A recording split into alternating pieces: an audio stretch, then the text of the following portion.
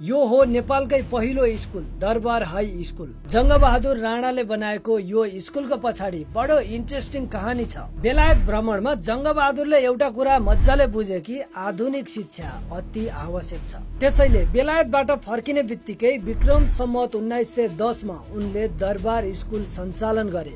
लन्डनबाटै अंग्रेजी teacher mister केनिङलाई बोलाए अनि पढाउने व्यवस्थाको सुरुवात गरे। तर जनताका छोराछोरीलाई होइन, दरबार भित्रका केटाकेटीलाई मात्रै, किनकि राणाहरू आफ्ना सन्तानलाई सत्ता र शक्तिमा पुर्याउनको लागि बाठा बनाउन चाहन्थे। त्यसको करिब 47 वर्षसम्म राणा परिवार र दरबार भित्रका केटाकेटीहरू मात्रै यो स्कुलमा पढ्ने गर्थे। त्यसपछि 1957 मा श्री 3 देव शमशेरले जनताका छोराछोरीलाई पनि पढ्न पाउनु पर्छ भनेर यसलाई सर्वसाधारणको लागि खुल्ला गरियो। अझै गजबको कुरा त त्यति बेला यो स्कुल पढ्नको लागि कुनै शुल्क लाग्दैन थियो, बरु उल्टै विद्यार्थीहरूलाई दान र पैसा भत्ताको रूपमा दिने गरिन्थ्यो। साँच्चै भन्नुपर्दा दरबार हाई स्कुल एउटा सामान्य स्कुल मात्रै होइन, हाम्रो शिक्षण संस्थाको बिरुवा हो, जङ्गबहादुरको चिनो हो अनि यो एउटा नेपालको लागि नयाँ अभ्यासको सुरुवात थियो।